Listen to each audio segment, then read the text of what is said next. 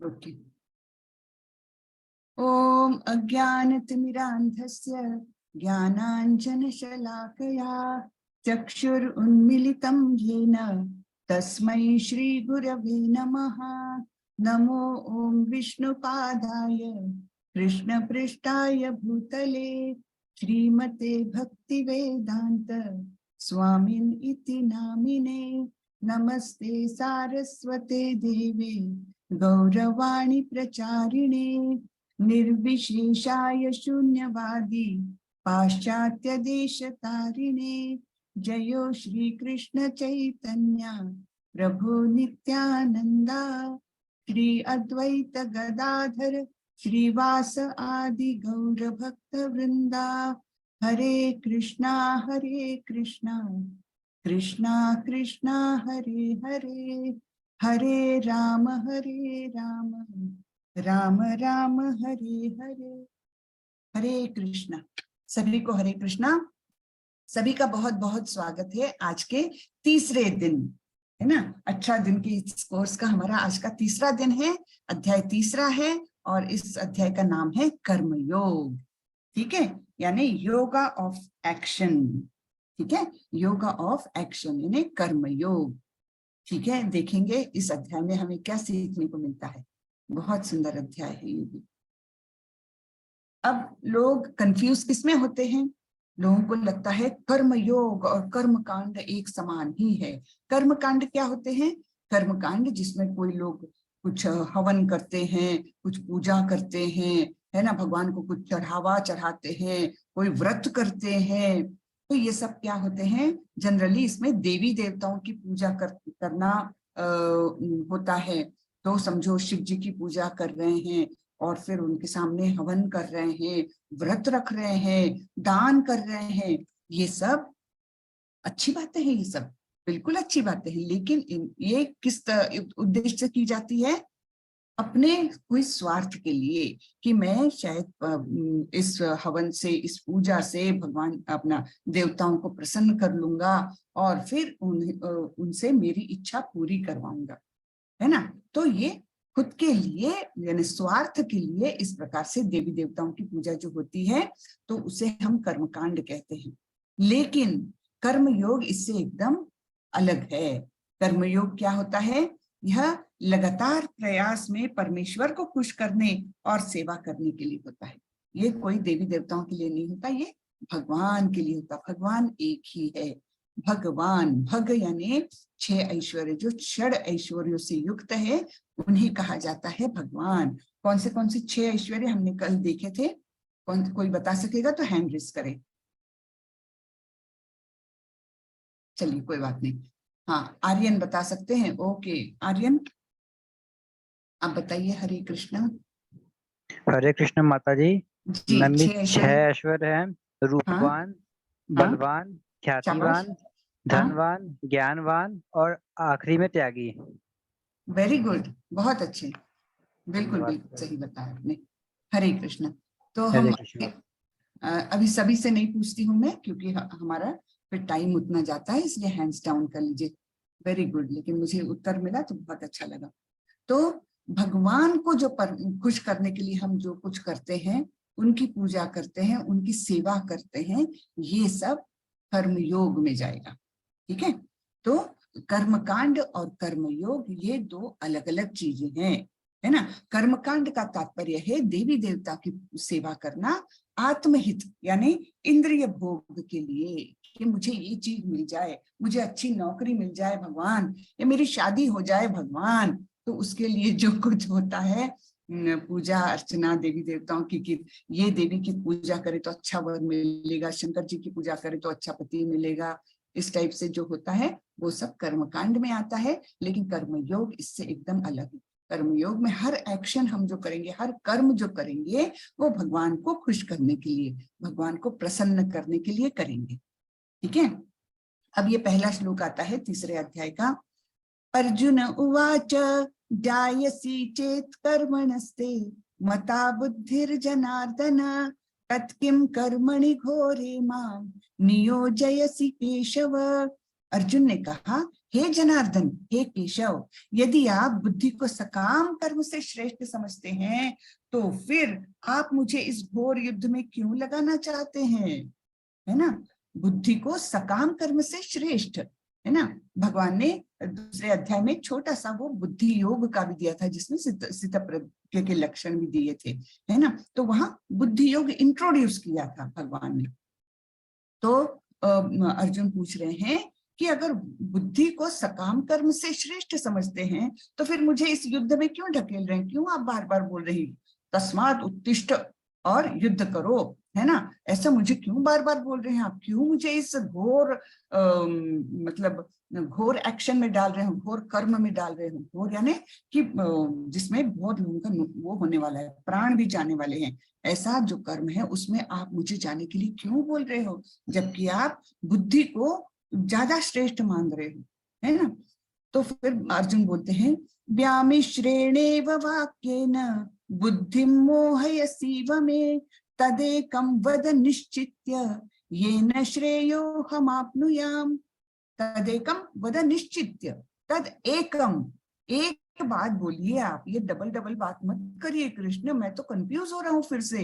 हाँ, तद एकम वद, वद यानी बोलिए, निश्चित, निश्चित रूप से मुझे बताइए एक चीज कि जो मेरे लिए श्रेयस्कर हो। कल हमने श्रेयस और प्रेयस ऐसी दो बातें सुनी थी, है ना। श्रेयस क्या है और प्रेयस क्या है। श्रेयस यानी जो लॉन्ग टर्म के लिए आपके लिए हितकारक है वो है श्रेयस, और प्रेयस यानी अभी बहुत आप खुश हो जाएंगे वो चीज मिलने से, वो चीज वो काम होने से अभी खुश हो जाएंगे, लेकिन लॉन्ग टर्म के लिए वो आपके हित की नहीं होगी, तो वो प्रेयस। तो यहाँ पर फिर से अर्जुन पूछ रहे हैं कि एक चीज ऐसी निश्चित रूप से बताएं कि जो मेरे लिए श्रेयस्कर हो। हाँ, आपके व्यामिश्रित यानी अनेकार्थक उपदेशों से मेरी बुद्धि मोहित हो गई है ना। भगवान ने बहुत सारी चीजें बताई दूसरे अध्याय में, इतना लंबा बड़ा अध्याय था वो, उसमें तो बहुत सारी चीजें भगवान ने बताई है। तो अर्जुन थोड़े से कंफ्यूज हो गए हैं और वो बोल रहे हैं कि आप तो मिश्र बातें कर रहे हो, हाँ, ये भी अच्छा है वो भी अच्छा है, तो मैं कैसे समझूं, मेरी बुद्धि तो इससे मोहित हो गई है। अतः कृपा करके निश्चय पूर्वक मुझे बताएं कि इनमें से मेरे लिए सर्वाधिक श्रेयस्कर क्या होगा। मेरे लिए यानी हरेक के टेम्परामेंट के अनुसार, हरेक के अपनी एबिलिटी के अनुसार रास्ते अलग अलग होते हैं, है ना। एक ही जगह के लिए जाने के लिए अनेक रास्ते हो सकते हैं। तो फिर इसलिए अर्जुन बोल रहे हैं कि मेरे लिए क्या ठीक है, क्या अच्छा है, वो आप मुझे निश्चित रूप से बताएं। तो भगवान बोल रहे हैं श्री भगवान वाच लोकेस्मिन् विविधा निष्ठा पुरा प्रोक्ता मया नघ ज्ञान योगेन सांख्यानाम कर्म योगेन योगिनाम। श्री भगवान ने कहा, हे निष्पाप अर्जुन, मैं पहले ही बता चुका हूं कि आत्म साक्षात्कार का प्रयत्न करने वाले दो प्रकार के पुरुष होते हैं। कुछ इसे ज्ञान योग द्वारा समझने का प्रयत्न करते हैं, तो कुछ भक्तिमय सेवा द्वारा, है ना। तो जैसे कोई व्यक्ति बीमार है तो वो क्या करेगा, दवाई लेते जाएगा और ठीक होते जाएगा, है ना। वैसे ही भक्ति योग का है, भक्तिमय सेवा करते जाओ और फिर उसमें भक्त बन जाओ, भक्तिमय सेवा का प्रारंभ कर लो और धीरे धीरे धीरे शुद्ध भक्त हो जाओ। और ज्ञान कैसा है कि ज्ञान ऐसा है कि मैं 2-4 डॉक्टर से पता करूंगा कि मेरे लिए ये दवाई ठीक है, ये दवाई ठीक है, ये दवाई ठीक है, क्या है उसकी पूरी जानकारी लूंगा, मुझे कौन सी बीमारी है क्या है, 10 लोगों से चर्चा करूंगा और उसके बाद मैं दवाई लूंगा। तो वो क्या है, वो ज्ञान योग जैसे है ना। निश्चित रूप से पूरा ज्ञान ले लेंगे, भगवान क्या है, कहाँ रहते हैं, क्या करते हैं, सब कुछ ज्ञान ले लेंगे वो, और फिर उसके बाद वो ज्ञान योग में आ जाएंगे। ठीक है ना। तो ये दो प्रकार के लोगों को बताया है, कुछ क्या करते हैं ज्ञान द्वारा समझने की कोशिश करते हैं और कुछ भक्तिमय सेवा के द्वारा, दोनों साक्षात आत्म साक्षात्कार के लिए आगे बढ़ने को इच्छुक है। ठीक है। तो देखो, this way, the other way, that way, कौन सा रास्ता लूं, मैं ज्ञान योग लूं कि कर्म योग लूं कि कौन सा योग लूं, ऐसे अर्जुन को कंफ्यूजन है। ठीक है ना। तो ऐसे अर्जुन पूछ रहे हैं, मेरे लिए कौन सा रास्ता योग्य है, ये बताएं। एकम वद, एक बात बताइए, निश्चय पूर्वक बताइए। ठीक है ना। तो ये है ज्ञान योग। एक मिनट,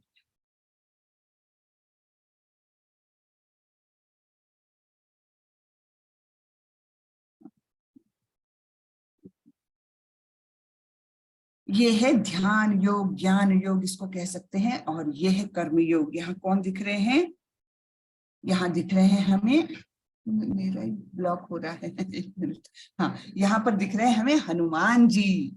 तो उन्होंने जो भी एक्शन की केवल भगवान की सेवा के लिए की, तो ये है कर्म योगी। कर्म किया उन्होंने भगवान को खुश करने के लिए, भगवान को प्रसन्न करने के लिए। और ये क्या कर रहे हैं, ये ध्यान लगा करके और शास्त्र पढ़ करके अपना ज्ञान बढ़ा रहे हैं। तो अर्जुन पूछते हैं कौन सा श्रेष्ठ है मेरे लिए, हाँ, कौन सा रास्ता मेरे लिए ठीक है। फिर आगे बोलते हैं, न तो कर्म से विमुख होकर कोई कर्म फल से छुटकारा पा सकता है, और न केवल संन्यास से सिद्धि प्राप्त की जा सकती है। दोनों रास्ते बताए हैं भगवान ने, लेकिन उसके बाद के श्लोक में बताते हैं कि कर्म अगर छोड़ ही दो, मैं कर्म ही नहीं करूंगा तो मुझे कर्म फल की चिंता ही नहीं है ना, ऐसा भी सोचना बिल्कुल गलत है। कर्म नहीं करना ये कोई रास्ता है ही नहीं, ये कोई मार्ग है ही नहीं। कर्म तो आपको करने ही पड़ेंगे। तो भगवान बोलते हैं, ना तो कर्म से विमुख होकर कोई कर्म फल से छुटकारा पा सकता है, और न केवल संन्यास से सिद्धि प्राप्त की जा सकती है। केवल संन्यास ले लिया और बस मैं अब बहुत महान हो गया, ये भी नहीं हो सकता, ये भगवान बोल रहे हैं। तात्पर्य में श्रीला प्रभुपाद बोलते हैं, भौतिकतावादी मनुष्यों के हृदय को विमल करने के लिए, विमल करना यानी शुद्ध करना, भौतिकतावादी मनुष्य के हृदय को विमल करने के लिए जिन कर्मों का विधान किया गया है, उनके द्वारा शुद्ध हुआ मनुष्य ही संन्यास ग्रहण कर सकता है। यानी संन्यास उठ के कोई भी ऐसे नहीं ले सकता। संन्यास के लिए सबसे पहले तो अपना हृदय एकदम निर्मल होना चाहिए, बिना मैल के, क्योंकि हमारे हृदय पर जो है ना, अनेकों अनेक करोड़ों जन्मों के सब धूल मिट्टी सब लग गई है ना। कई कई पाप किए हैं और उसके संस्कार हमारे दिल पर है ना, हमारे सटल माइंड बोलते हैं उसको, सूक्ष्म मन जो है, उस पर वो सब मैल चढ़ी हुई है। तो उसको पहले हमको शुद्ध करना होता है, उसके बाद ही कोई संन्यास के बारे में सोच सकता है, अन्यथा संन्यास जो है वो एकदम बेकार। शुद्धि के बिना संन्यास ग्रहण करने से सफलता नहीं मिल पाती।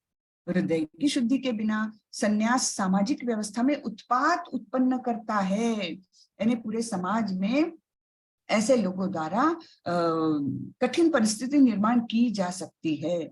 हम देखते हैं कई लोग, साधु बाबा लोग हमारे समाज में बहुत लोग हैं जो बिल्कुल ही ढोंगी रहते हैं, लेकिन उनके हजारों हजार अनुयायी बन जाते हैं, और वो भोले भाले लोगों को वो बुरी तरह से चीट करते हैं, है ना। ऐसे उदाहरण बहुत हो चुके हैं हमारे भारत में।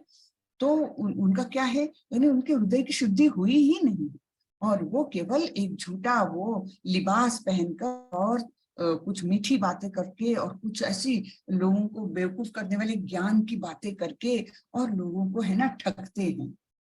तो ये कौन लोग हैं, ये मिथ्याचारी लोग हैं, बिल्कुल ही मिथ्याचारी लोग हैं, जो इस प्रकार भक्ति में ला करके और भोले भाले लोगों को ठगते हैं। तो हृदय की शुद्धि के बिना संन्यास सामाजिक व्यवस्था में उत्पात उत्पन्न करता है। दूसरी ओर यदि कोई नियत कर्मों को न करके भी भगवान की दिव्य सेवा करता है, तो वह उस मार्ग में जो कुछ भी उन्नति करता है उसे भगवान स्वीकार कर लेते हैं। ठीक है, उसे भगवान स्वीकार कर लेते हैं। ओके, अब यहाँ पर देखिए, कर्मेंद्रियाणि संयम्य य आस्ते मनसा स्मरन् इंद्रियार्थान विमूढ़ात्मा मिथ्याचार स उच्यते। जो कर्मेंद्रियों को वश में तो करता है, किंतु जिसका मन इंद्रिय विषयों का चिंतन करता रहता है, वह निश्चित रूप से स्वयं को धोखा देता है और मिथ्याचारी कहलाता है। जैसे कि हम देख रहे हैं ये साधु बाबा भगवे वस्त्र पहन लिए हैं, गले में माला है ना, और हाथ में कमंडलू, सब कुछ है, इतनी बड़ी दाढ़ी, इतने बड़े बाल, बहुत अच्छे है ना, लेकिन हाथ में क्या है उनके? सिगरेट है और मोबाइल पर बात किए जा रहे हैं। तो ये सिगरेट तो कितनी बुरी चीज है, यानी उनका अपने इंद्रियों पर कोई कंट्रोल नहीं है। हाँ, यहाँ तो हम सीधा सीधा देख रहे हैं कि अपने इंद्रियों पर उनका कंट्रोल नहीं है, लेकिन कोई कोई क्या करते हैं, इंद्रियों को भी अपने वश में कर लेते हैं, लेकिन सोचते हैं इंद्रिय विषयों के बारे में। जैसे हाँ, उन्होंने ठान लिया कि मैं सिगरेट नहीं पीऊंगा, लेकिन मन से उनका ध्यान कहाँ पर है? अरे यार, काश एक सिगरेट मुझे पीने मिल जाती तो कितना अच्छा होता, लेकिन अब क्या करूं, अभी तो सब लोग मुझे देख लेंगे, मुझे क्या क्या कहेंगे, तो वो नहीं पिएंगे, लेकिन मन उनका कहाँ लगा है? उस सिगरेट में मन लगा हुआ। इमेजिन करते हैं कि अरे यार, सिगरेट पी रहा होता तो मुझे कितना आनंद आता। तो ऐसे लोग क्या होते हैं? टोटली मिथ्याचारी कहलाते हैं। उनका मन उधर भटक रहा है। हाँ, ऊपरी दिखावे के लिए उन्होंने कर्मेंद्रियों को वश में कर लिया है, लेकिन मन पर उनका कोई कंट्रोल नहीं है, तो वे लोग बिल्कुल टोटली मिथ्याचारी है ना। तो ये छठवा ये हुआ। एक यहाँ पर एक छोटी सी कहानी बताती हूँ, इसकी बड़ी कहानी शायद अगले चैप्टर्स में आ जाएगी। तो ये कहानी है भरत महाराज की।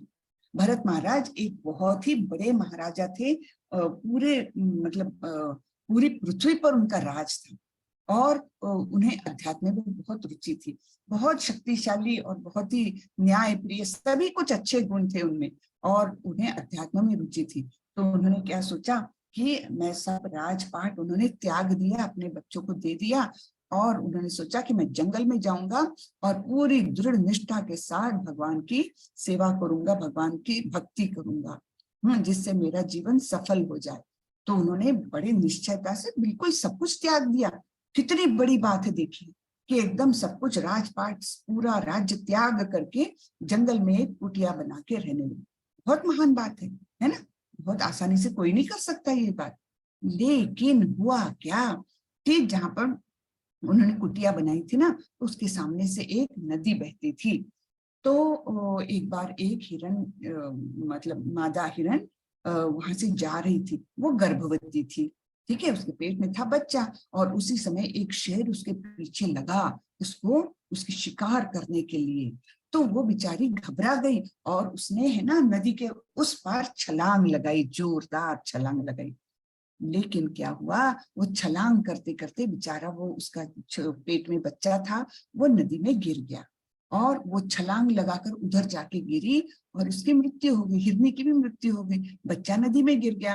अब इनके कुटिया के पास ही था, इनका ध्यान था कि अरे इस प्रकार से हो रहा है। उन्होंने वो बच्चे को पानी में गिरते हुए देखा, तो तुरंत दौड़ के गए और उस बच्चे को उठा लिया, और फिर अपने आश्रम में लेकर आए, और उसको अच्छे से खाना वाना खिलाया, सब कुछ मतलब उसकी सेवा की, उसकी देखभाल की। थोड़ा थोड़ा धीरे धीरे वो बड़ा होने लग गया। इतना कमजोर बच्चा था, तो वो धीरे धीरे अभी बड़ा होने लग गया। लेकिन हुआ क्या कि भरत महाराज जो आध्यात्मिक प्रगति के लिए वहां आए थे, जंगल में आए थे, अपना पूरा सब कुछ त्याग करके आए थे, उनका मन वो हिरण के बच्चे के प्रति आसक्त होने लगा। हाँ, ऐसी आसक्ति हो गई कि पूजा पाठ करते समय भी वो देखते थे, अरे हिरण का बच्चा यही है ना, कहीं यहाँ वहां गया तो नहीं, अरे उसने कुछ खाया कि नहीं, अरे कोई उसको परेशान तो नहीं कर रहा जानवर। इस प्रकार से उनका पूजा पाठ से ध्यान धीरे धीरे ऐसे होने लग गया, डाइवर्ट होने लग गया, पूरा मतलब एकाग्रता उनकी भंग हो गई। हाँ, केवल एक हिरण के बच्चे के प्रति वे मन से आसक्त हो गए इसलिए। और फिर क्या हुआ, ये इसका अंत क्या है वो मैं आप लोगों को बाद में बताने वाली हूँ, ये स्टोरी याद रखिएगा। तो ये हो गया फिर, अब जब पूजा करने बैठे हैं, एकाग्रता नहीं है, आसक्ति हिरण की तरफ है, तो इनको क्या कहेंगे? वो ही मिथ्याचारी है ना, संन्यास लेकर बैठे तो हैं, लेकिन मन है आसक्त हिरण के प्रति, तो ये भी हो गए बेचारे मिथ्याचारी कहलाए। इसका उनको बड़ा खामियाजा भुगतना पड़ा है, वो हम 8वें अध्याय में, 8वें या 9वें अध्याय में देखेंगे। हाँ, ठीक है, चलिए आगे बढ़ते हैं। भगवान बोलते हैं श्री विष्णु के लिए यज्ञ रूप में कर्म करना चाहिए, अन्यथा कर्म के द्वारा इस भौतिक जगत में बंधन उत्पन्न होता है।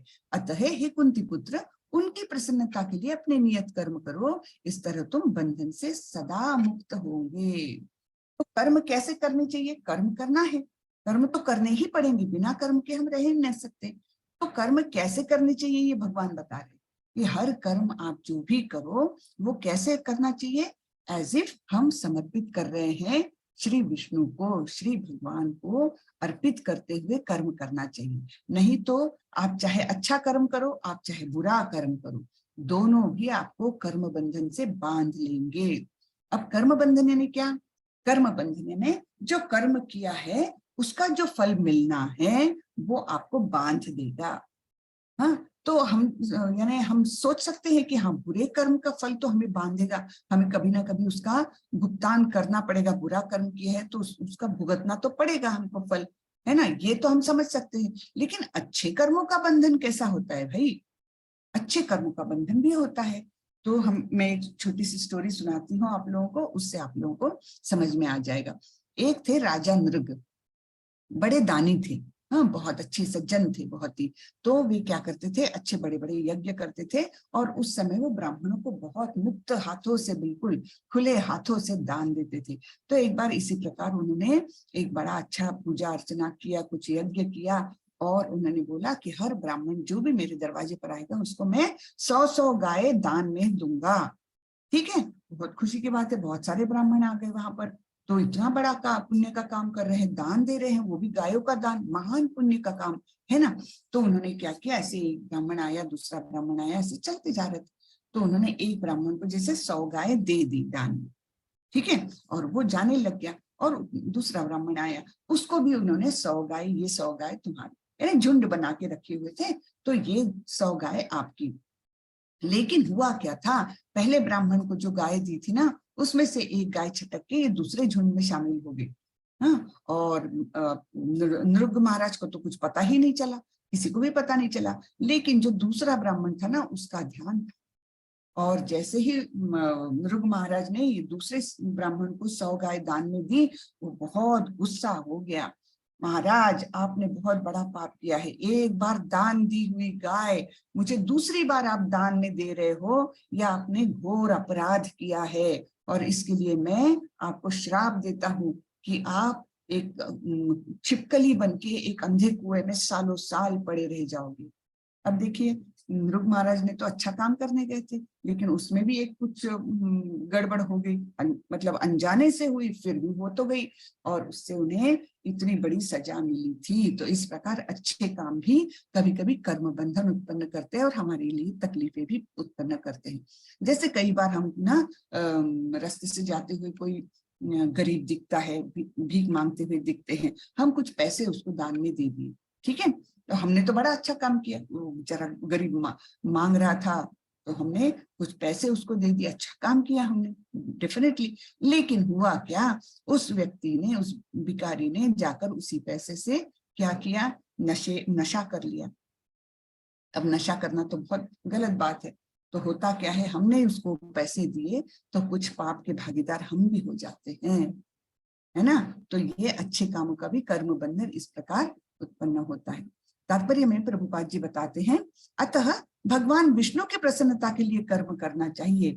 इस जगत में किया जाने वाला अन्य कोई कर्म बंधन का कारण होगा, क्योंकि अच्छे तथा बुरे कर्मों के फल होते हैं, और कोई भी फल कर्म करने वाले को बांध लेता है ना। अतः कृष्ण यानी विष्णु को प्रसन्न करने के लिए कृष्ण भावना भावित होना होगा, और जब कोई ऐसा कर्म करता है तो वह मुक्त दशा को प्राप्त रहता है। यही महान कर्म कौशल है, और प्रारंभ में इस विधि में अत्यंत कुशल मार्गदर्शन की आवश्यकता होती है। ठीक है, अपने मन से हम ये रास्ते पर शुरू से नहीं चल सकते, किसी की हमें प्रामाणिक गुरु की आवश्यकता होती है। प्रामाणिक गुरु कौन है?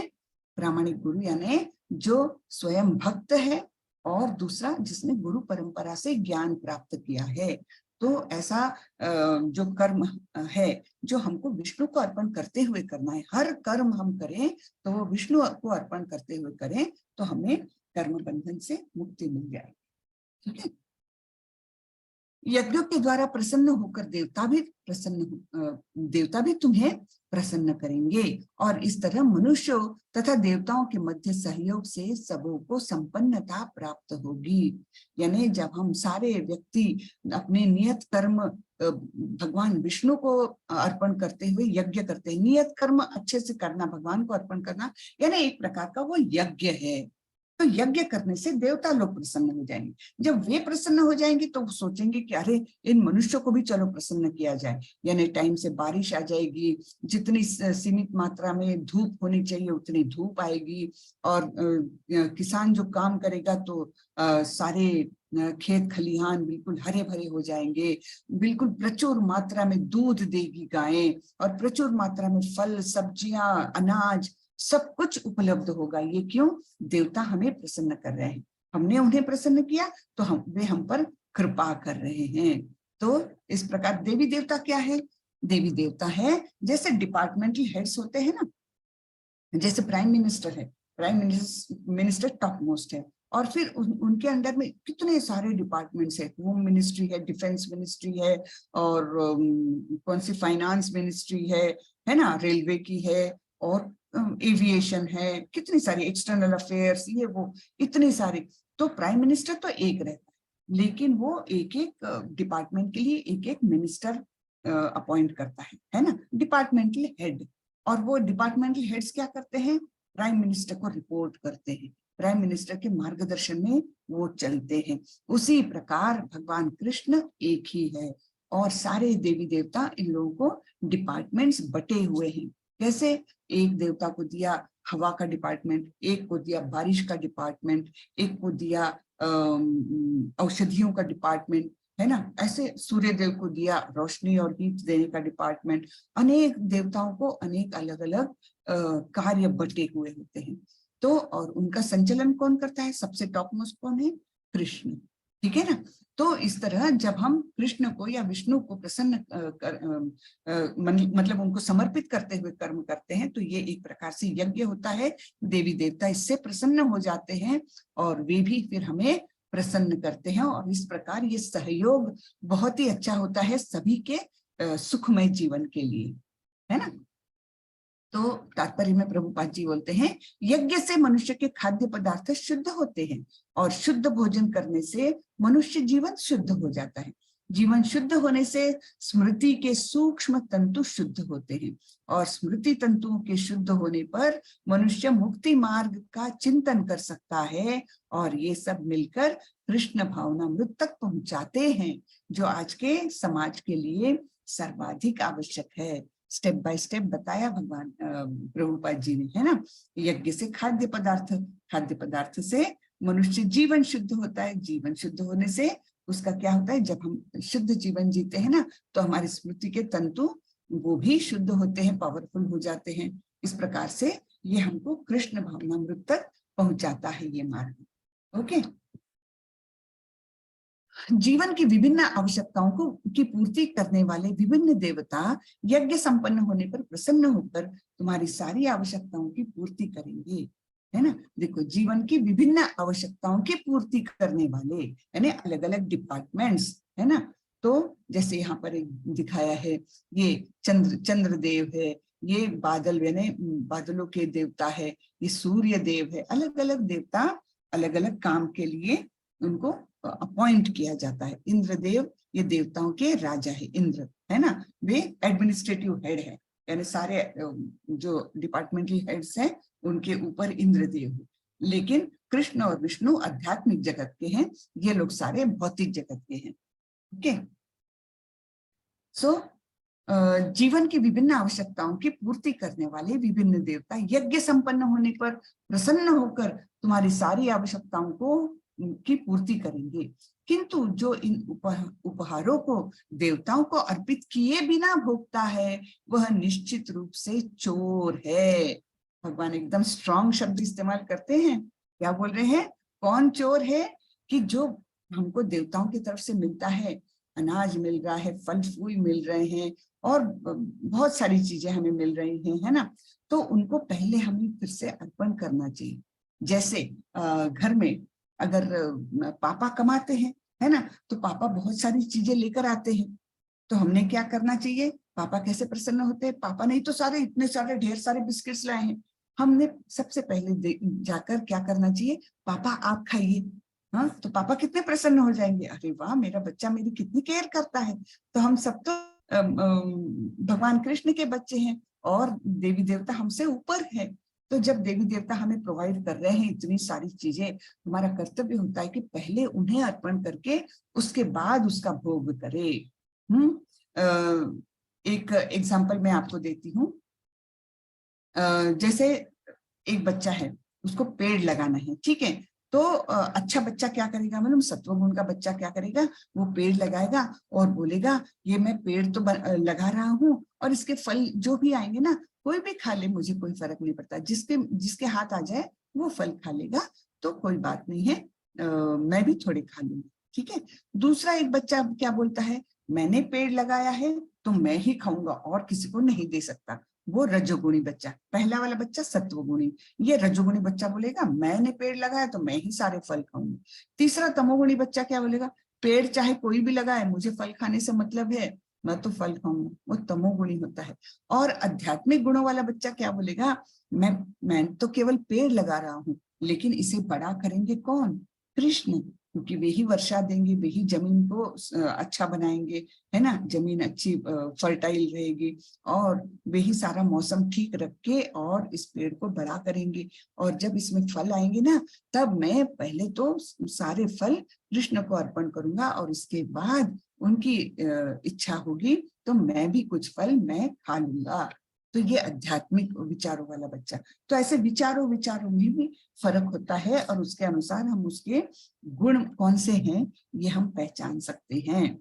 तो यहाँ पर भी बताया है कि उपहार जो भी हमें मिलता है वो पहले देवताओं को अर्पण करना चाहिए, कृष्ण को अर्पण करना चाहिए, है ना। अब एक एक देवता को तो अर्पण नहीं कर सकते, सबसे अच्छा है पहले कृष्ण को अर्पण करो, सारे देवी देवता अपने आप प्राप्त कर लेंगे और फिर हमने उसका स्वाद लेना चाहिए।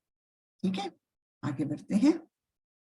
यज्ञ शिष्टशिनः संतो मुच्यन्ते सर्व किल विषयी भुजन्ते ते त्वघं पापा ये पचन्ति आत्म कारणात्। भगवान के भक्त सभी प्रकार के पापों से मुक्त हो जाते हैं क्योंकि वे यज्ञ में अर्पित किए भोजन को ही खाते हैं। अन्य लोग जो अपने इंद्रिय सुख के लिए भोजन बनाते हैं वे निश्चित रूप से पाप खाते हैं। ठीक है, तो हमने जो भी कर्म करना है, कर्म योगी कैसा बनेगा कि हम जो भी कर्म करें वो भगवान की संतुष्टि के लिए करें। हम अगर खाना पकाते हैं तो ये सोचकर पकाए कि हाँ इसको कृष्ण को अर्पण करना है, तो अत्यंत शुद्ध भाव से, शुद्ध वातावरण में और मन में भक्ति का मतलब मन शुद्ध रख के, अच्छे विचार रख के जब हम अच्छा सात्विक खाना बना के भगवान को अर्पण करते हैं और उसके बाद अर्पण करने के बाद हम खाना खाते हैं तो वो हमारे लिए बहुत अच्छा होता है क्योंकि सभी पापों से उससे हमको मुक्ति मिल जाती है। और अगर हम भगवान को अर्पण किए बिना ही खाते हैं तो भगवान साफ शब्दों में बोल रहे हैं, यानी हम केवल अपनी जीभ की तृप्ति के लिए, अपने पेट के लिए अगर खाना बनाते हैं और खाते हैं तो भगवान क्या बोल रहे हैं, हम निश्चित रूप से पाप खाते हैं। एकदम स्पष्ट शब्दों से भगवान बोल रहे हैं। तो हमें हर चीज को पहले भगवान को अर्पण करने की आदत डाल देना चाहिए। सारे प्राणी अन्न पर आश्रित है जो वर्षा से उत्पन्न होता है। वर्षा यज्ञ संपन्न करने से होती है और यज्ञ नियत कर्मों से उत्पन्न होता है। तो हमें करना क्या है, हमारा कर्तव्य है कि हम नियत कर्म अच्छे से करें। जब हम अपने नियत कर्म अच्छे से करेंगे तो वो ही यज्ञ हो गया, और फिर यज्ञ संपन्न करने से क्या होगा, वर्षा होगी। वर्षा से क्या होगा, अन्न बनेगा, और अन्न से हम सारे अन्न पर ही आश्रित है। तो ऐसा ये क्या बोलेंगे इसको, चक्र है ना। तात्पर्य में प्रभुपाद जी बोलते हैं, परमेश्वर जो यज्ञ पुरुष अथवा समस्त यज्ञों के भोक्ता कहलाते हैं, सभी देवताओं के स्वामी हैं। और जिस प्रकार शरीर के अंग पूरे शरीर की सेवा करते हैं, उसी तरह सारे देवता उनकी सेवा करते हैं। है ना। इंद्र, चंद्र तथा वरुण जैसे देवता भगवान द्वारा नियुक्त अधिकारी है जो सांसारिक कार्यों की देखरेख करते हैं। सारे वेद इन देवताओं को प्रसन्न करने के लिए यज्ञों का निर्देश देते हैं, जिससे वे अन्न उत्पादन के लिए प्रचुर वायु, प्रकाश तथा जल प्रदान करें। जब कृष्ण की पूजा की जाती है तो उनके अंग स्वरूप देवताओं की भी स्वतः ही पूजा हो जाती है ना। कोई मुझे प्रश्न पूछ रहे थे ना, शायद पहले दिन या दूसरे दिन पूछा था कि केवल कृष्ण ही क्यों टॉप मोस्ट, बाकी देवी देवता क्यों नहीं। तो वही बात है कि वे कृष्ण के अंग स्वरूप है, कृष्ण से के अंग से ही निर्मित है। तो जब हम कृष्ण की पूजा करेंगे तो अपने आप ही उनकी भी पूजा हो जाएगी और वे भी प्रसन्न हो जाएंगे। अतः देवताओं की अलग से पूजा करने की आवश्यकता नहीं होती। इसी हेतु कृष्ण भावना भावित भगवत भक्त सर्वप्रथम कृष्ण को भोजन अर्पित करते हैं और तब खाते हैं। यह ऐसी विधि है जिससे शरीर का आध्यात्मिक पोषण होता है। बहुत सुंदर कंसेप्ट है ये। और ये कृष्ण भावना भावित जो लोग है ना, वे नियमित रूप से करते हैं। रोज उनका जो भी मुंह में जाता है वो पहले कृष्ण के सामने जाकर के आया हुआ होता है। जो इस्कॉन के लोग है ना, खास करके जो दीक्षा लिए हुए लोग होते हैं ना, वे तो इस नियम का बिल्कुल कड़ाई से पालन करते हैं। वो बाहर कुछ नहीं खाएंगे, केवल जो कृष्ण को अर्पण किया हुआ है कृष्ण प्रसाद वही खाएंगे। यानी हम नॉन वेजिटेरियन, वेजिटेरियन है ना, ये दो ग्रुप्स को हम जानते हैं, लेकिन ये लोग कैसे हैं, कृष्णाटेरियन है। जो कृष्ण को अर्पित किया वही खाने वाले ऐसे इस्कॉन में फॉलोअर्स हैं। ठीक है। और उससे क्या होता है, उनका इतना आध्यात्मिक पोषण होता है। आप देखेंगे कि सारे भक्तों के चेहरे इतने प्रसन्न और इतने प्रफुल्लित दिखते हैं कि वैसे हम बाहर देख नहीं सकते। ठीक है। वो क्यों होता है, क्योंकि उनका मन स्थिर हो जाता है, और मन स्थिर होने से उनकी हेल्थ भी अच्छी होती है, आध्यात्मिक पोषण होता रहता है। तो इस प्रकार से उनका जीवन एकदम सफल होता है। तो ये साइकिल दिया है, साइकिल ऑफ सैक्रिफाइस, यज्ञ का चक्र। सबसे पहले क्या बोला है, अन्नाद भवन्ति भूतानि, ये अन्न होता है तभी जीव होते हैं, है ना। फिर अन्न किससे होते हैं, अन्न कैसा उत्पन्न होता है, अन्न होता है वर्षा से उत्पन्न होता है। वर्षा कैसी होती है, यज्ञ संपन्न करने से। यज्ञ क्या है, नियत कर्म करना। और नियत कर्म क्या है, इसका ज्ञान हमें कहाँ से मिलता है, वेदों से मिलता है। और वेद कहाँ से उत्पन्न होते हैं, भगवान से, है ना। वेद किसने बताए हैं, वेदों के ज्ञान किसने दिया हुआ है, ये भगवान ने दिया है। देखो श्री कृष्ण ने ब्रह्मा जी को ये ज्ञान दिया और वहां से फिर ये वेद निर्माण किए गए थे। तो इस प्रकार ये चक्र है ना। वेदों से ज्ञान मिला तो नियत कर्म किया, नियत कर्म करने के बाद यज्ञ हुआ। नियत कर्म को ही यज्ञ रूप में माना गया है। और फिर यज्ञ के बाद क्या हुआ, अच्छे से वर्षा हुई, अच्छे से वर्षा होने से अच्छे से अन्न उत्पादन हुआ। अन्न उत्पन्न होने से जीव जो हम लोग हैं हमारी रक्षा हुई। और ये अन्न हम किसे अर्पण करते हैं, पहले कृष्ण को। तो इस प्रकार से ये साइकिल। अब ये है हमारे चैतन्य महाप्रभु।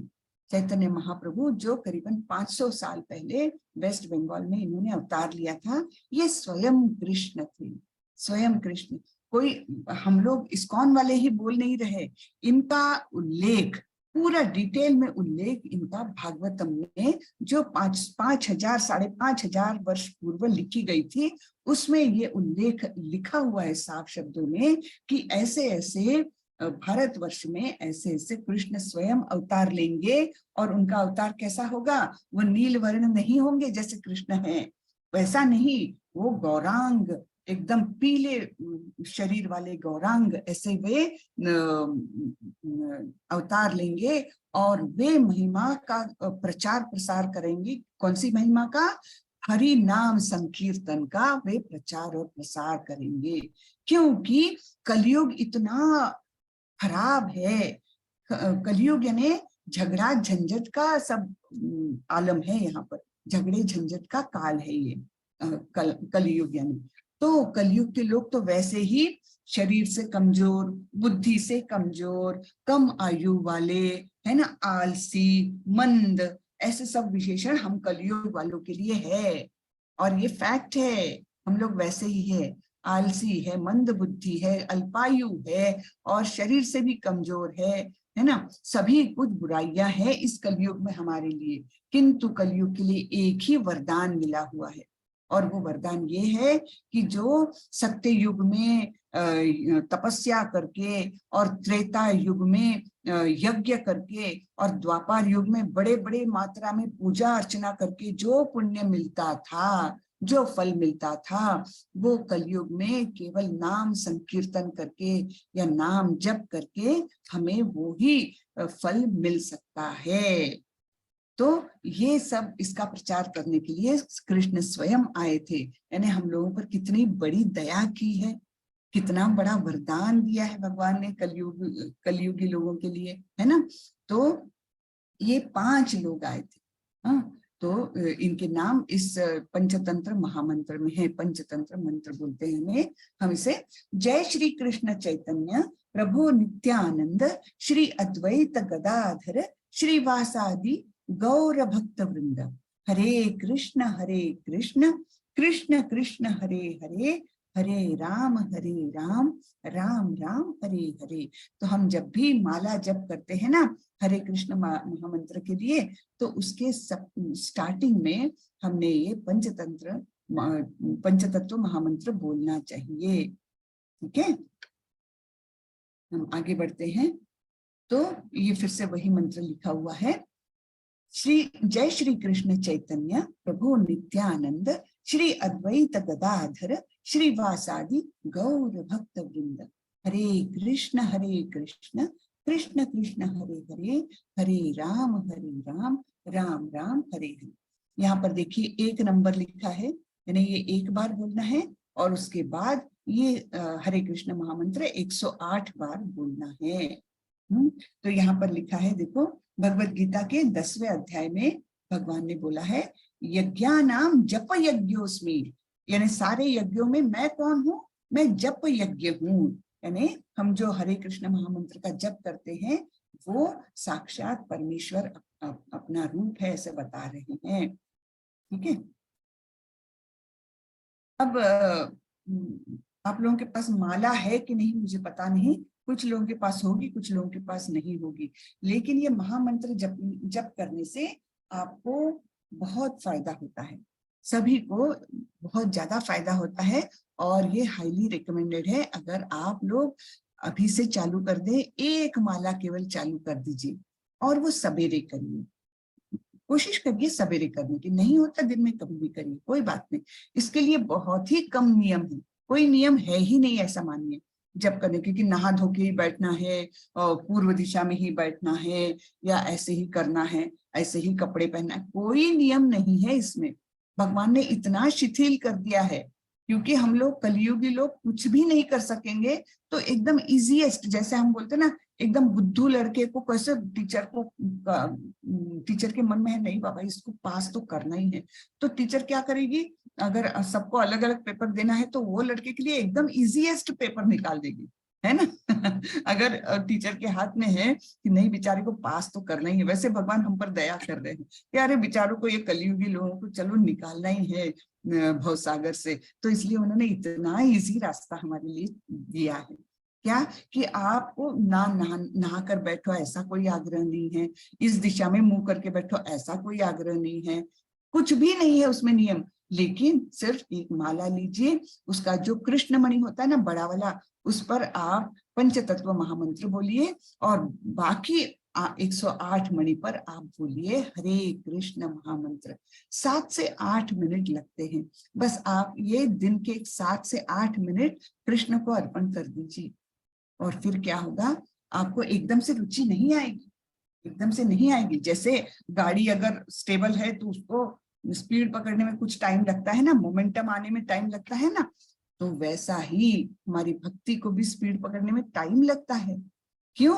क्योंकि हमारा अंतरंग एकदम मलिन है, हमारे अंदर काम क्रोध लोभ मोह मद मत्सर कितने सारी चीजें हैं जो गंदगी फैला रही है, तो एकदम से कैसे असर करेगी, है ना। ऐसा थोड़ी कि आज हमने माला जप कर ली तो हम एकदम शुद्ध भक्त हो गए और एकदम हमारे चेहरे पर एकदम तेज आ गया, ऑरा आ गया, ऐसा तो नहीं हो सकता। लेकिन जैसे एवरेस्ट पर जाने के लिए भी घर से बाहर एक कदम तो रखना पड़ेगा ना, वैसा ये पहला कदम है, एक माला जप कर चालू कर दीजिए। तो उससे आपको, आप जीवन भर इतने मतलब सक्सेसफुल रहेंगे कि बता नहीं सकते। इसकी महिमा हजारों लोगों के वो है कि केवल हरे कृष्ण महामंत्र के करने से मेरे जीवन में कितना परिवर्तन आ गया, ऐसे बोलने वाले हजारों लोगों के स्टेटमेंट्स है इस्कॉन वालों के पास, हाँ इस्कॉन के पास।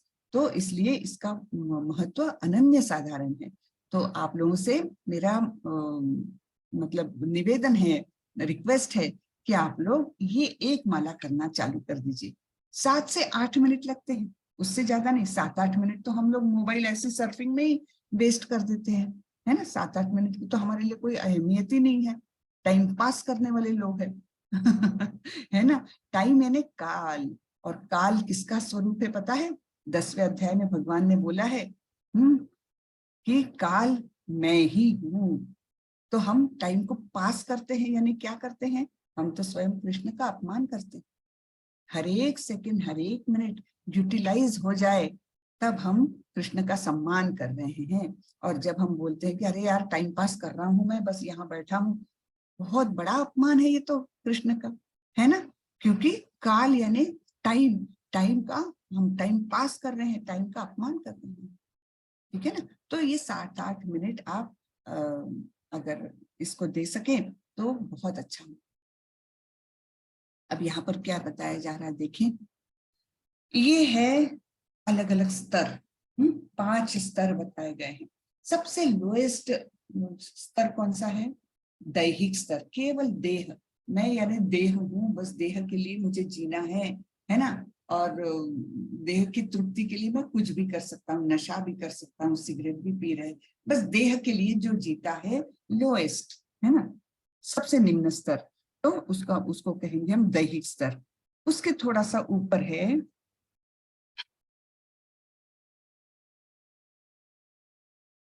ऐन्द्रिक स्तर, उस पे हम उसमें थोड़े से बेटर हो, थोड़े से ही बेटर हुए, कोई ज्यादा नहीं। उसके बाद है मानसिक स्तर, तो हम थोड़ा कुछ पढ़ने लग गए, कुछ लिटरेचर पढ़ने लग गए, कुछ म्यूजिक सुनने लग गए, थोड़े से ऊपर उठे। उसके बाद क्या हुआ? उसके बाद इंटेलेक्चुअल प्लेटफॉर्म, थोड़ा बुद्धि का काम करने लग गए। यानी सबसे नीचे दैहिक स्तर, फिर इंद्रियों का स्तर, फिर मानसिक स्तर, फिर बुद्धि का स्तर, प्रज्ञात्मक स्तर, और उसके सबसे ऊपर है आध्यात्मिक स्तर। तो हम एक्चुअली अभी कौन से लेवल पर है हम लोग? हम लोग बिल्कुल नीचे से दूसरे या ज्यादा से ज्यादा तीसरे लेवल पर हो सकते हैं, हम लोग मानसिक स्तर पर हो सकते हैं। बुद्धि के स्तर पर होंगे आप लोगों में से कोई कुछ लोग होंगे, बहुत कम लोग, है ना। लेकिन हमें जाना कहाँ है? टॉप मोस्ट लेवल पर, जो सदा सर्वदा जो प्रसन्नता रहती है, उस स्तर को हमको पाना है। तो उसके अनुसार हमें कोशिश करनी होगी, ठीक है। तो ये लेवल्स हैं हमारे। फिर आगे भगवान बोलते हैं, यामी माम पुष्पिताम वाचम प्रवदन्त्य विपश्चितः वेदवादरता पार्थ नान्यदस्तीति वादिनः। अल्पज्ञानी मनुष्य वेदों के उन अलंकारिक शब्दों के प्रति अत्यधिक आसक्त रहते हैं जो स्वर्ग की प्राप्ति, अच्छे जन्म, शक्ति इत्यादि के लिए विविध सकाम कर्म करने की संस्तुति करते हैं। तो कल परसों किसी ने वो पूछा था ना, किसी ने जो भी सवाल पूछा था कि अरे भगवान कृष्ण ही टॉप मोस्ट क्यों? शिव पुराण में लीजिए तो शिव जी ही सबसे महान है ऐसा बताया जाता है, देवी पुराण लीजिए तो देवी ही महान सबसे ऐसे बताया जाता है। तो यहाँ पर उसके बारे में थोड़ा सा एक रेफरेंस मिल जाता है। क्यों? क्योंकि वेदों में जो जो भाषा लिखी है ना, तो अल्पज्ञानी मनुष्य उन अलंकारिक शब्दों के प्रति अत्यधिक आसक्त रहते हैं। उसमें जो ज्ञान दिया है तो उसमें हम गलत तरीके से आसक्त होते हैं। वेदों का पूरा सार निचोड़ हम समझते नहीं है, केवल उसके 2-4 पेजेस पढ़ के हमको लगता है हमने वेद पढ़ लिए और उसमें से हम निष्कर्ष निकालने लगते हैं, जो बिल्कुल गलत है। वेदों का लक्ष्य ही कृष्ण है। वेद लिखे ही गए हैं जिससे हम कृष्ण को जान सके, लेकिन हम उस स्तर तक पहुंचते ही नहीं है। हम 2-4 पन्ने पढ़ के हमको अपने आप को ज्ञानी समझने लगते हैं। तब वो क्या होता है कि हमको लगता है हाँ स्वर्ग की प्राप्ति यानी टॉप मोस्ट। नहीं भाई, स्वर्ग तो भौतिक जगत में ही है। हाँ, हमने पूरी किताब पढ़ी ही नहीं है, 2-4 पन्ने ही पढ़े हैं। उसमें हमको लगता है कि स्वर्ग की प्राप्ति यानी बस बहुत अच्छी चीज है। हाँ, हमसे बेटर है, लेकिन वही है कि जेल में तो है, ए वर्ग है जेल, या बी वर्ग है या सी वर्ग है, वही हो गया। हाँ, तो ए वर्ग के जेल में जाकर बहुत खुशी की बात है क्या? नहीं, वो भी भौतिक जगत नहीं है। हमारा एम क्या होना चाहिए? कृष्ण के धाम जाए, कृष्ण की प्राप्ति करे, तो वो है आध्यात्मिक जगत। हाँ, वो भौतिक जगत से ऊपर है, तो स्वर्ग से बहुत ऊपर है वो आध्यात्मिक जगत। तो हम लोग कहाँ पर अटके हैं? हमको लगता है हाँ स्वर्ग मिल जाएगा, पुण्य किया तो स्वर्ग प्राप्ति। लेकिन हमें ये समझना चाहिए स्वर्ग भी भौतिक जगत में ही है। वहां से जब हमारा पुण्य खत्म हो जाएगा फिर हम धड़ाम से धरती पर आने ही वाले हैं। तो इसलिए हमने लो एम नहीं रखना चाहिए, है ना। तो स्वर्ग की प्राप्ति या अच्छा जन्म, हाँ अभी मैं पुण्य करूंगी तो मुझे अगला जन्म बहुत अच्छा मिलेगा, मैं तो राजकुमारी बन के जन्म लूंगी। हाँ, तो इस प्रकार अच्छे जन्म की हमको लालसा रहती है, या कुछ शक्तियां मिल जाए, कुछ सिद्धियां मिल जाए। तो इसके लिए हम वेदों के कुछ ज्ञान के अनुसार हम सकाम कर्म के प्रति उद्युक्त हो जाते हैं।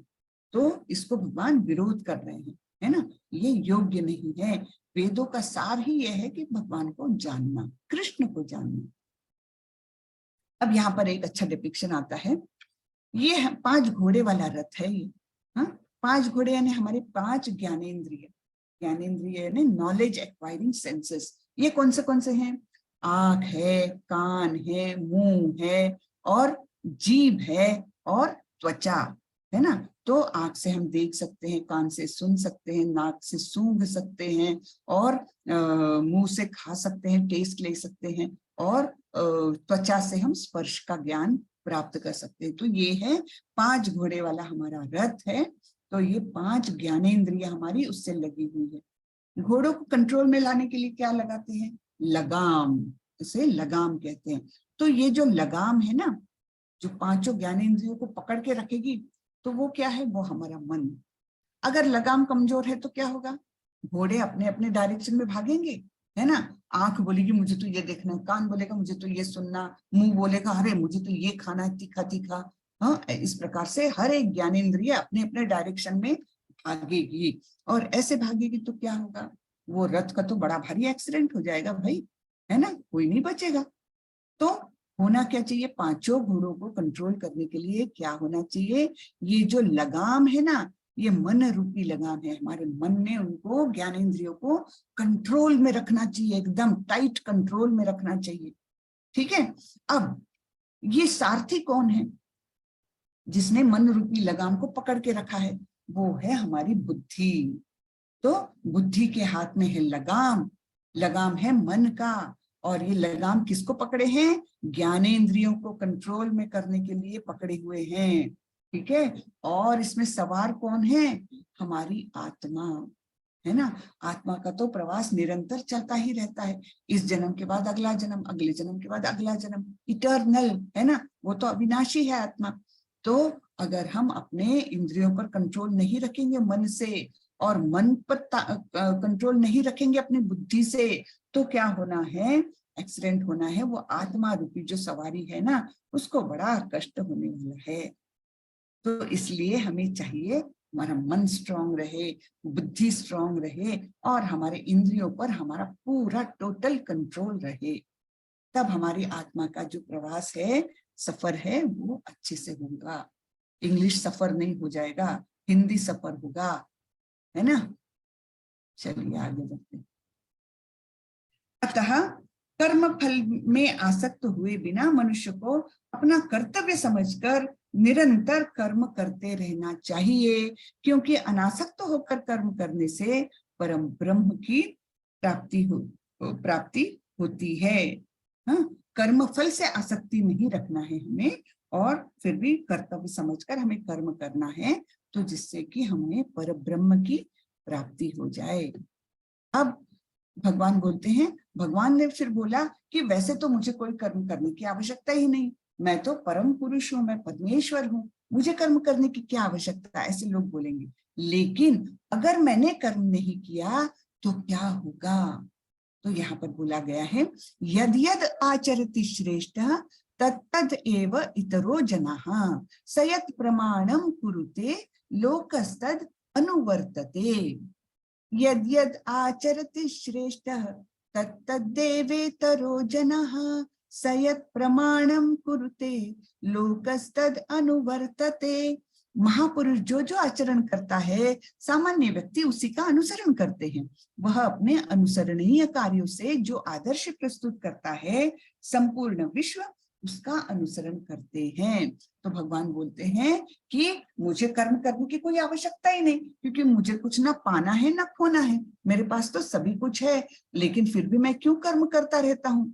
क्योंकि ये कारण है कि मेरी ओर लोगों की निगाहें लगी रहती है। हम बोलेंगे अरे कृष्ण ने तो कुछ काम नहीं किया तो मैं भी क्यों करूं, जैसे कृष्ण करेंगे वैसा ही मैं करूंगा ना, है ना। तो जैसे यहाँ पर दिया है कि जो मम्मा डकलिंग है, मम्मा डक है, वो जा रही है और उसके पीछे सारे डकलिंग्स बिल्कुल उसको फॉलो करते हुए जाते हैं। क्यों? क्योंकि यद यद आचरति श्रेष्ठ, जो बड़े लोग जैसा करेंगे छोटे लोग उनका ही अनुसरण करेंगे। घर में भी ऐसे ही होता है, जैसे पापा मम्मी का बिहेवियर होता है, बच्चे भी उनका ही अनुकरण करते हैं। पापा और मम्मी अगर दिन भर टीवी देखेंगे तो बच्चे तो देखेंगे ही, बच्चों को मना करके भी कुछ नहीं होगा, है ना। तो इसलिए कह रहे हैं कि यद यद आचरति श्रेष्ठ तत्तद एव इतरो जनाः, बाकी के लोग इतर जन वैसा ही उनका अनुकरण करेंगे। तो इसलिए जो नेता लोग होते हैं, जो घर के बड़े होते हैं, या जो ऑफिस में भी श्रेष्ठ पदों पर है, तो उन्होंने अपने आचरण को बहुत संभाल के करना चाहिए, क्योंकि सारे लोग उनको ही फॉलो करेंगे। अब अगर कोई ऑफिस है और उनका बॉस जो है वो अपना आराम से 12 बजे आ रहा है ऑफिस में, तो क्या होगा, धीरे धीरे लोग बोलने लगेंगे अच्छा अपना बॉस 12 बजे आ रहा है, अपन क्या के लिए 9 बजे से जाए, चलते 11 बजे, है ना। धीरे धीरे ऐसा पतन होते जाता है। और वही अगर बॉस एकदम सवेरे 9 बजे ठीक ऑफिस में एकदम काम में मग्न है, तो फिर क्या होगा, सब लोग टाइट हो जाएंगे, अरे बाप रे अपना बॉस तो 9 बजे से आ जाता है, मेरे को 8:45 को तो पहुंचना जरूरी है भाई, है ना। तो इस प्रकार से जैसे श्रेष्ठ लोग काम करते हैं ना, तो बाकी के सामान्य लोग भी उसी का अनुसरण करते हैं। जीवात्मा अहंकार के प्रभाव से मोहग्रस्त होकर अपने आप को समस्त कर्मों का कर्ता मान बैठता है, जबकि वास्तव में वे प्रकृति के तीनों गुणों द्वारा संपन्न किए जाते हैं। सारे कर्म जो है ना, कोई कर्म सक्सेसफुल हो गया कि मैंने ये बिल्डिंग बनाई, तो आदमी क्या सोचता है, हाँ अहंकार आ जाता है, मैंने ये बिल्डिंग बनाई है। लेकिन भगवान यहाँ बोलते हैं कि वो कर्ता नहीं है, एक्चुअली ये जो काम हो रहे हैं वे प्रकृति के 3 गुण संपन्न कर रहे हैं। यहाँ पर ये प्रकृति के 3 गुण रिप्रेजेंट कर रहे हैं। तो ये सफेद ये है वो सत्व गुण, ये लाल में है वो रजोगुण, और काले में है वो तमोगुण। और ये सभी हमें कठपुतलियों के समान नचाते हैं, ठीक है। कृष्ण को नहीं कुछ कर सकते, क्योंकि कृष्ण इनके नियंत्रक है, इनसे ऊपर है कृष्ण। कृष्ण के नियंत्रण में ये तीनों हैं, और इन तीनों के नियंत्रण में हम सारे लोग हैं, जीवात्मा। इसलिए हम लोगों को बद्ध जीव भी कहा जाता है, कंडीशनड सोल्स।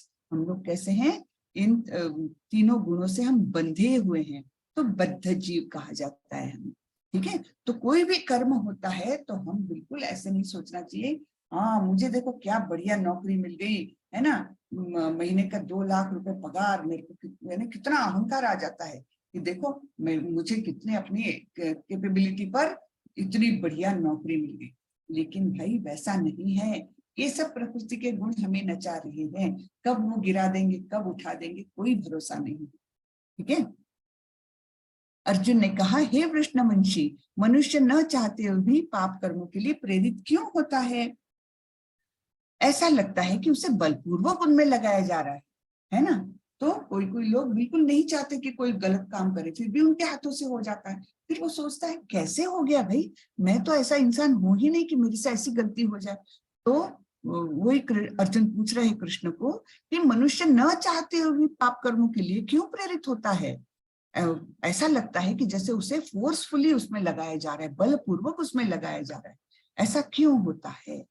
तो भगवान ने बताया कि ये काम एष क्रोध एष रजो गुण समुद्रः महाशनो महापापमा विद्धि एव इह वैरिणम। भगवान ने बताया कि काम यानी अति आसक्ति ही इन सब पाप के लिए प्रेरित करती है। अब यहाँ पर एक उदाहरण आता है, धूमे नाव्रियते वह्निर् यथा दर्शो मलेन च यथोल्बेनावृतो गर्भस् तथा तेनेदमावृतम।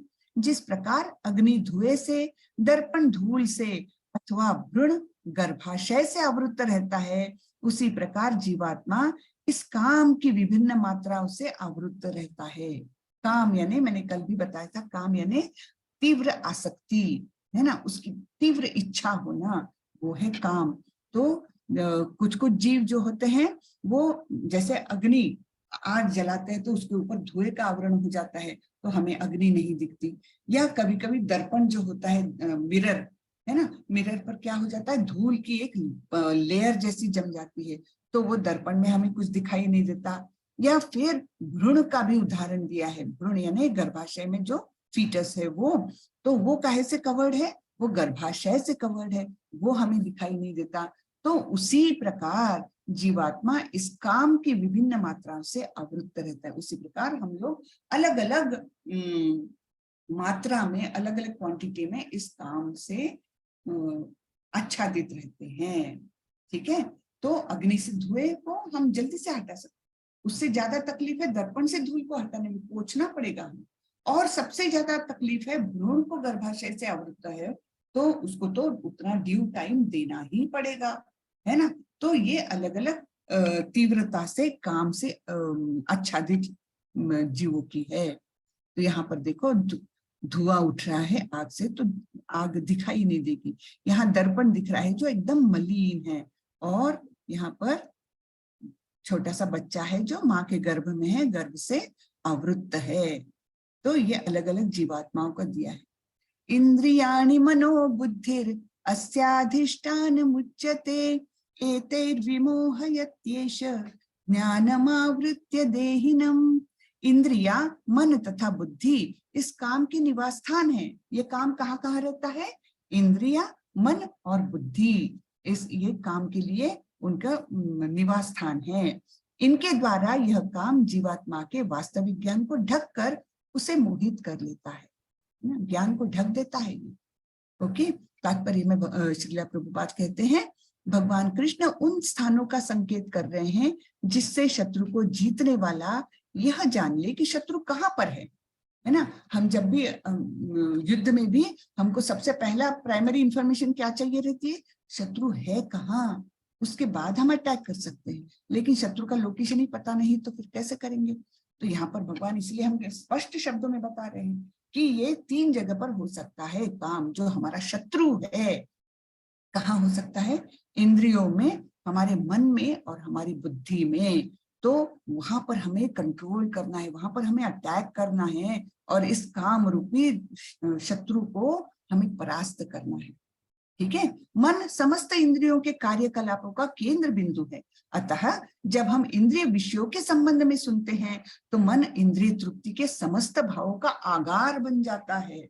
वहां पर इच्छाएं इतनी ज्यादा आ जाती है कि मन इंद्रिय तृप्ति के समस्त भावों का आगार बन जाता है। आगार यानी स्टोर हाउस, है ना।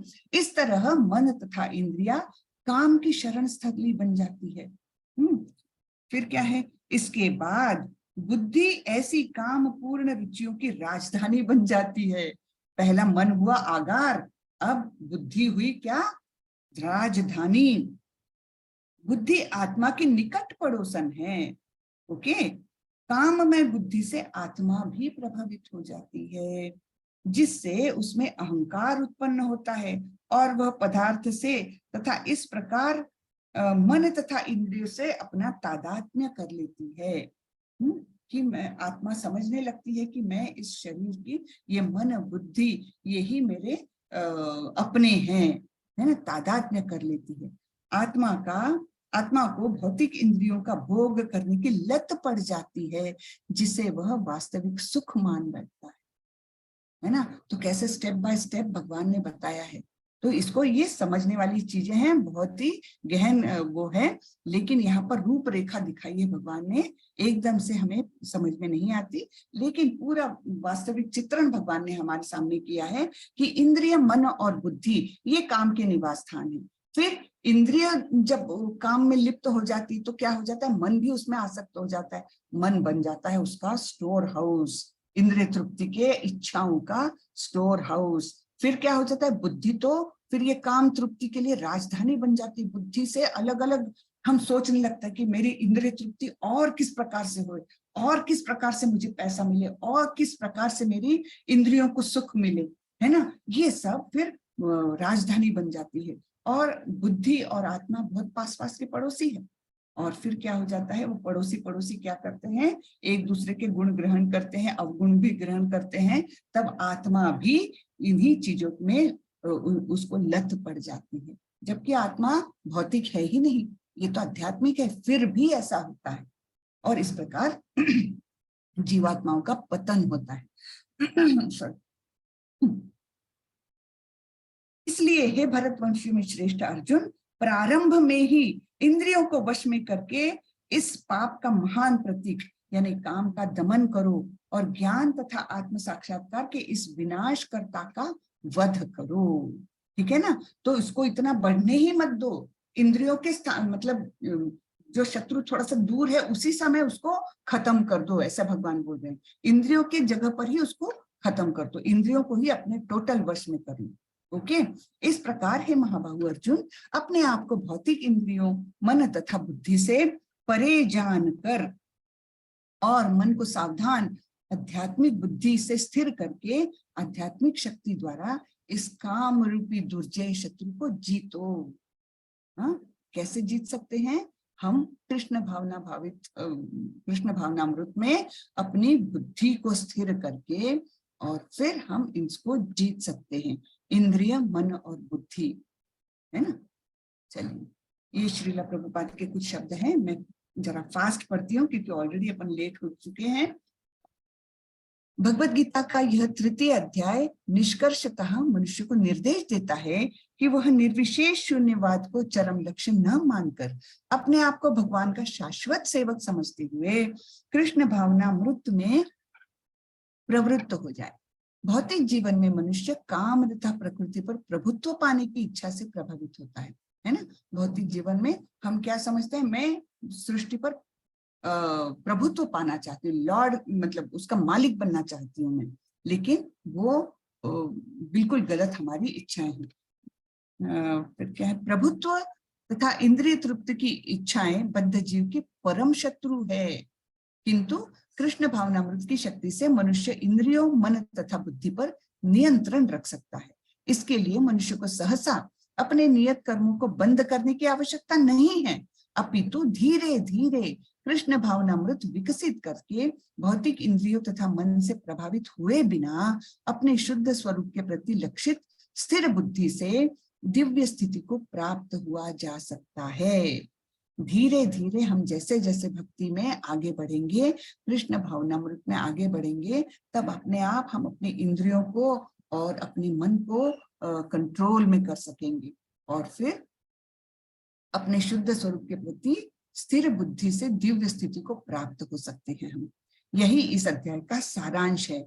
सांसारिक जीवन की अपरिपक्व अवस्था में दार्शनिक चिंतन तथा यौगिक आसनों के अभ्यास से इंद्रियों को वश में करने के कृत्रिम प्रयासों से आध्यात्मिक जीवन प्राप्त करने में सहायता नहीं मिलती है। स्पष्ट बोल रहे हैं ये श्रीला प्रभुपाद। उसे श्रेष्ठ बुद्धि द्वारा कृष्ण भावनामृत में प्रशिक्षित होना चाहिए। ठीक है, तो ये है श्रीला प्रभुपाद जी के कुछ शब्द। अब हम समरी देखते हैं। अर्जुन ने पूछा क्या श्रेष्ठ है, वैराग्य या कर्म? एकम वद, एक बताओ मुझे। तो भगवान ने बताया है निष्काम कर्म योग ये ज्ञान योग से अधिक श्रेष्ठ है। नियतम कुरु कर्मत्वम, ये भगवान ने बोला कि अपने नियत कर्म करना ही आवश्यक है। फिर कर्म कांड से कर्म योग, प्रवर्तितम चक्र, जैसे कर्म कांड हम क्या कर रहे हैं, हम अपना नियत कर्म करते हुए वो अन्न वाला जो चक्र बताया था ना, तो नियत कर्म करने से हम ये वो चक्र पूरा कर सकेंगे। एवं प्रवर्तितम चक्रम, मिसाल पेश करके यद यद आचरति श्रेष्ठ, है ना, तो हर एक श्रेष्ठ व्यक्ति को चाहिए कि उसका आचरण ऐसा श्रेष्ठ रहे कि लोग जो फॉलो करेंगे उसको, वे भी अच्छे मार्ग पर चलते रहे। फिर सबसे बड़ा दुश्मन कौन है, काम रूपम दुरासदम, है ना, काम जो है वो मनुष्य का सबसे बड़ा दुश्मन। तो यह वैरिणम, वो वैरी है हमारा काम। और फिर उसके स्थान भी बताए हैं भगवान ने, इंद्रिय मन और बुद्धि ये उसके शरण स्थली है, और हमें उनको उसी शरण स्थली में मन और बुद्धि पर जाने के पहले इंद्रियों के स्तर पर ही हमने उसे काम को कंट्रोल करना चाहिए। तो ये आज का हमारा चैप्टर खत्म हुआ। आप लोगों को अगर कुछ पूछना है तो फटाफट पूछ सकते हैं हैंड रेज करके। बहुत ज्यादा आज सवाल नहीं लेंगे, ऑलरेडी हम 8:20 पर पहुंच गए हैं। चलिए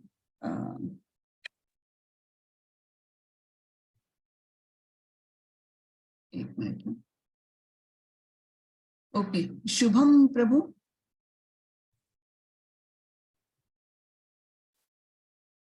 हरे कृष्ण। शुभम प्रभु अनम्यूट करिए। हाँ,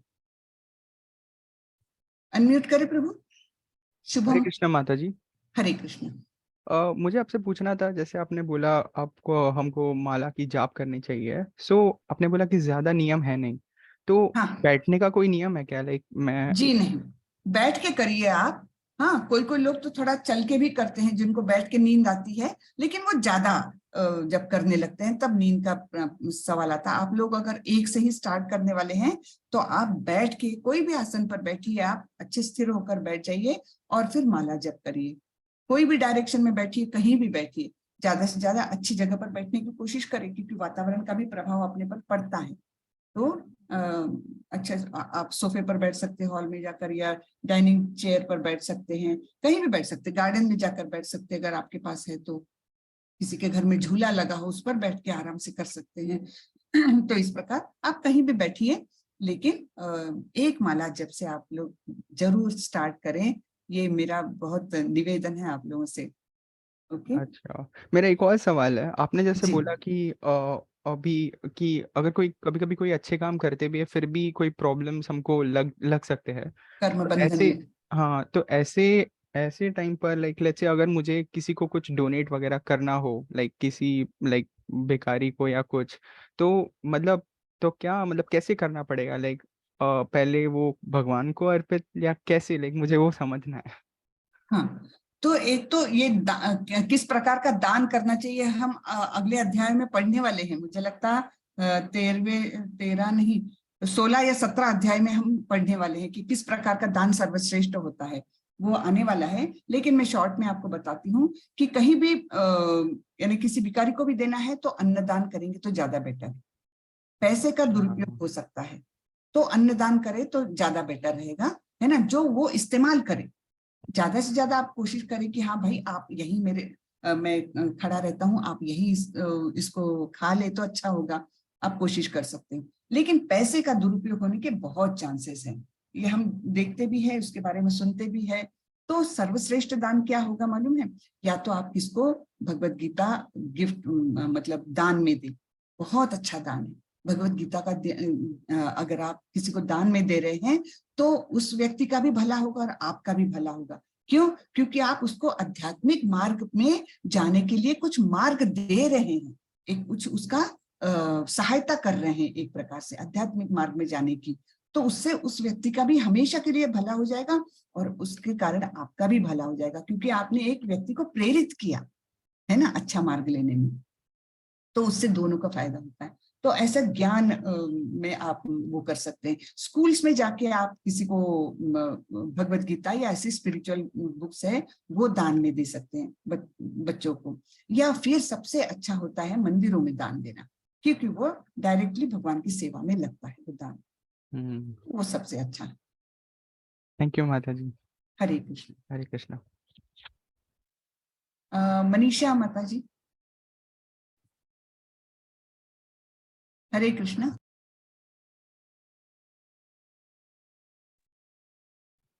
हरे कृष्णा माता जी। हरे कृष्णा। हाँ जी, बोलिए माता जी।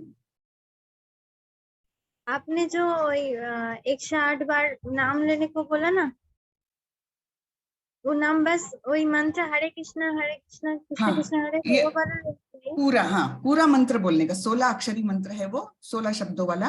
हरे कृष्ण कृष्ण कृष्ण हरे हरे, हरे राम राम राम हरे हरे। हर मणि पर ये पूरा मंत्र बोलना है, ऐसा 108 बार। हाँ, ठीक है। आधा अधूरा नहीं बोलना है। और जो उसका जो कृष्ण मणि होता है, जो बड़ा मणि होता है ना, उस पर हमें वो मंत्र बोलना है जो जय श्री कृष्ण चैतन्य प्रभु नित्यानंद श्री अद्वैत गदाधर श्रीवासादि गौर भक्त वृंद।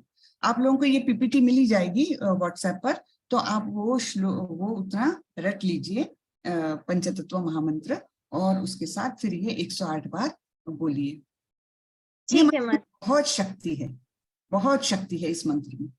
और वो धीरे धीरे क्या होता है, अपनी अशुद्धियां सारी निकलती जाती है। जैसे जैसे आप जप करने लगोगे, 1 से बढ़ के 2 पर जाओगे, 2 से 4 पर जाओगे, धीरे जैसे बढ़ेगा आपका कंसंट्रेशन भी बढ़ेगा। इसमें करना क्या है, जो हम मुंह से बोल रहे हैं ना हरे कृष्ण महामंत्र, थोड़ा सा जोर से बोलना है। कितना जोर से कि आपके कानों में उसकी आवाज जाए। मन में वगैरह जप नहीं होता है, मन में जप करता हूं ऐसे बहुत लोग बोलते हैं ना, वो गलत चीज है, उसको इस्कॉन के तरफ से बिल्कुल मान्यता नहीं है। जब करिए कैसे, जोर से कर सकते हैं बहुत अच्छा, लेकिन घर के लोग डिस्टर्ब हो जाएंगे। उसके बदले इतना आवाज करिए कि आपको आपका शब्द सुनाई दे, और उसको ध्यान से सुनिए। देखिए उसके वाइब्रेशंस आपके कान को कैसे लिटरली वाइब्रेट करते हैं। हाँ, और फिर ध्यान उस पर लगाइए कि आपका उच्चारण कैसा है, आपका आवाज कैसे आ रहा है कानों के अंदर, उसको लीजिए और वो 108 बार बोलिए। देखिए आपको धीरे धीरे, पहले तो शुरू में तो आपको फोर्स करना पड़ेगा अपने आप को, है ना, एकदम से आपको रुचि उत्पन्न नहीं होगी। पहले तो थोड़े दिन तो आपको 1 महीना 1.5 महीना 2 महीना आपको रुचि लाने में लगेगा, और फिर आपको वो अच्छा लगने लगेगा, वो वाइब्रेशंस कान को बड़े सुखद लगने लगेंगे, और फिर आपकी रुचि बढ़ेगी, तब आप उसको बढ़ा सकते हैं। ठीक है, हरे कृष्ण। शिवम प्रभु।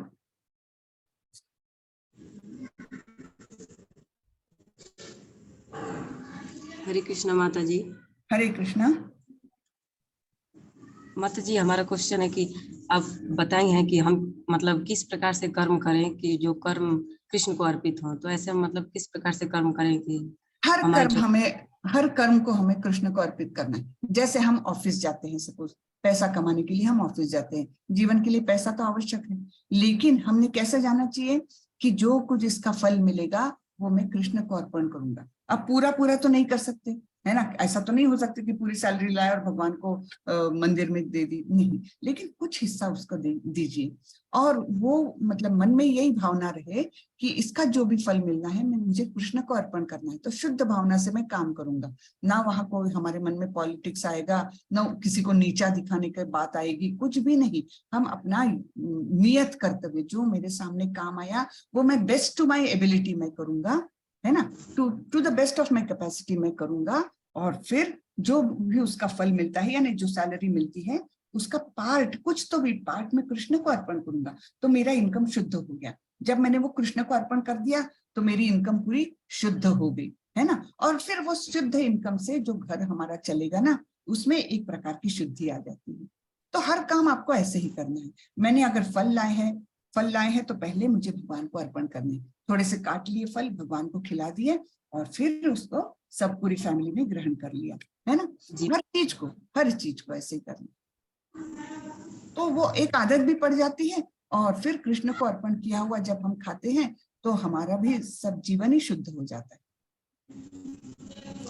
ठीक है जी माता जी। जी, हरे कृष्ण। हरे कृष्ण। यहाँ के सबके प्रश्न हो गए हैं मुझे लगता है। कुछ चैट में लिखा हुआ है, आत्मा साक्षात्कार के कितने मार्ग है। 2 या 3। नियत कर्मों का ना करके भगवान का दिव्य सेवा कैसे, क्योंकि भगवान तो कहते हैं नियत कर्म करना भगवान की सेवा है। हरे कृष्णा, मुझे ये समझा नहीं है, प्रश्न नहीं समझाइए। हरे कृष्णा माता जी, उन्होंने फिर ये भी बताया है रिप्लाई में 3.4 लास्ट पैराग्राफ को पूछ रहे हैं, तीसरे अध्याय का 3.4 लास्ट पैराग्राफ। रेशमा माता जी हैं, उनको हाँ। अनम्यूट कर दें। रेशमा माता जी, रेशमा माता जी आप अनम्यूट होके पूछ सकते हो। हरे कृष्ण माता जी। हाँ, मुझे समझा नहीं आपका। 2.4 परपट लास्ट पैराग्राफ। 3.4 से था। हाँ, ओके। 3.4 परपट लास्ट पैराग्राफ, नियत कर्मों को ना करके वर्सेस भगवान का वी है क्या? वो वी यानी क्या? हाँ, नियत कर्म माता को जी ना कर। अनम्यूट है वो। हरे कृष्ण माता जी। हरे कृष्णा, हाँ जी बोलिए।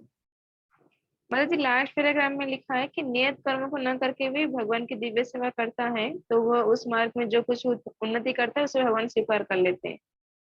ये कैसे माता जी, मुझे समझ में नहीं आया।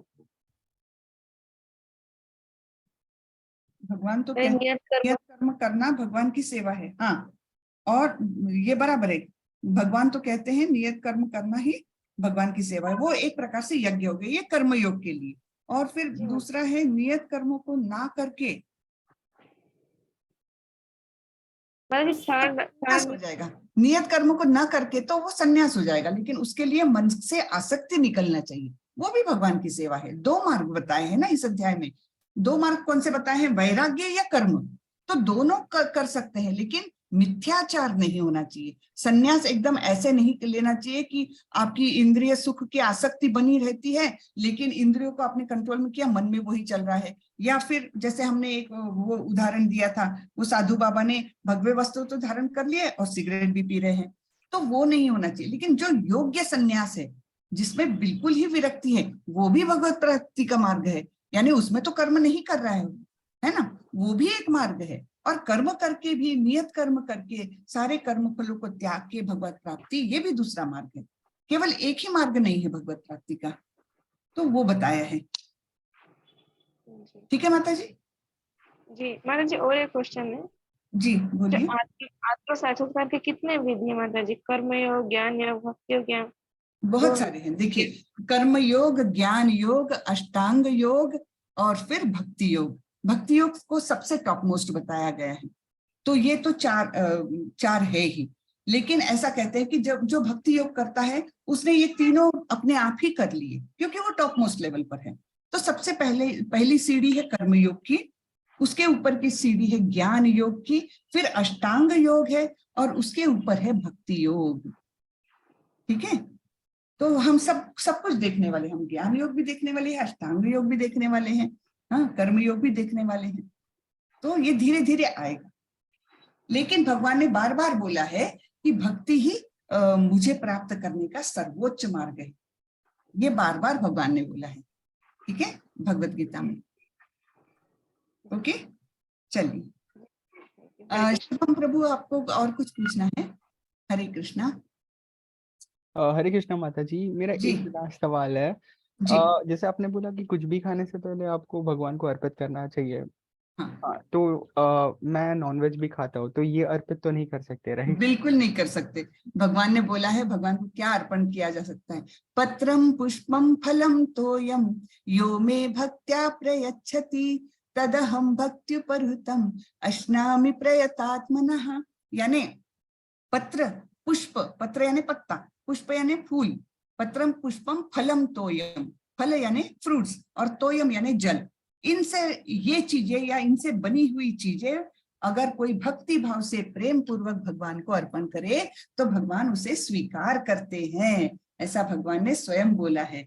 उसमें उनको अंडा, मांस, मछली, नॉनवेज ये सब बिल्कुल भी नहीं चलता, बिल्कुल भी नहीं दे सकते। उससे भी बिल्कुल की मतलब अप्रसन्न हो जाएंगे, वो चीजें उनको हम नहीं दे सकते हैं। इसीलिए इस्कॉन के लोग कभी भी नॉनवेज, अंडा, मांस, मछली कभी भी टच भी नहीं करेंगे।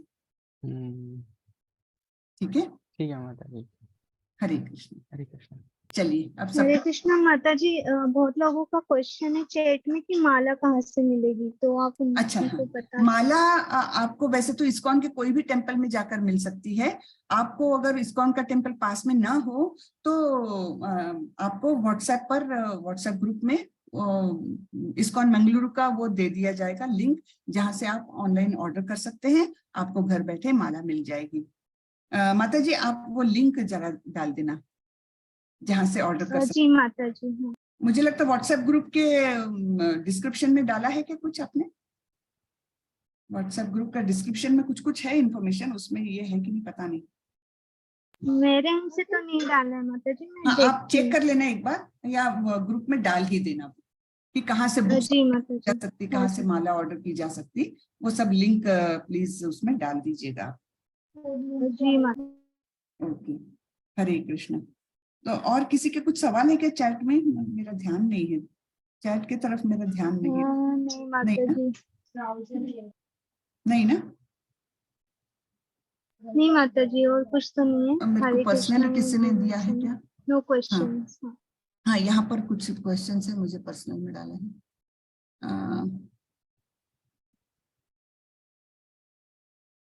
हाँ ठीक है,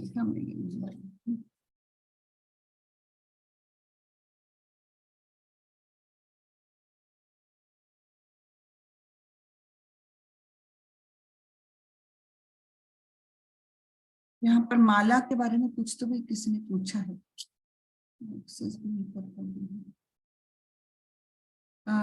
आत्मा का एग्जिस्टेंस का कोई प्रूफ है क्या? एक सवाल है इधर। आत्मा के एग्जिस्टेंस का कोई प्रूफ है क्या? बहुत सारे प्रूफ है भाई। आप बताइए, हमारा शरीर यहीं के यहीं रहता है लेकिन वो कुछ करता नहीं है, तो फिर उसमें से यानी कुछ तो भी था जो उसमें से निकल गया, और वो शरीर बिल्कुल हलचल भी नहीं कर सकता, आंखें भी वो नहीं कर सकता, हाँ आंखें भी खोल बंद नहीं कर सकता, तो कुछ तो था जो अब नहीं है, इसलिए वो शरीर मृत कहलाता है। तो वो क्या है जो निकल गया? वही तो आत्मा है ना? आत्मा के एग्जिस्टेंस के बहुत सारे, ये बेसिक एकदम चीज है। कुछ तो निकल जाता है शरीर के बाहर जिसके कारण वो शरीर एकदम बिना काम का हो जाता है। अभी तक अच्छा है, हंसने खेलने वाला इंसान एकदम बेकार हो गया, उसका शरीर वही है, तो फिर हम क्यों रोते हैं? क्या क्या निकल गया उस शरीर से? आत्मा निकल गई, यही उसका सबसे बड़ा प्रूफ है ना? और कोई सवाल है क्या?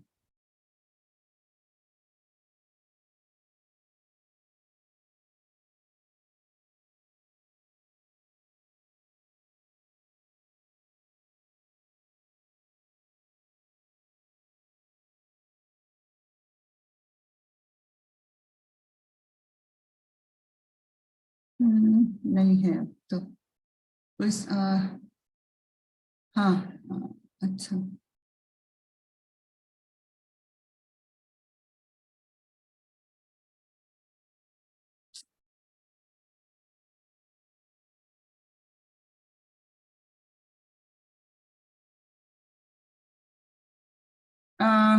किसी ने पूछा है कि चैंटिंग में कैसे मन लगाए।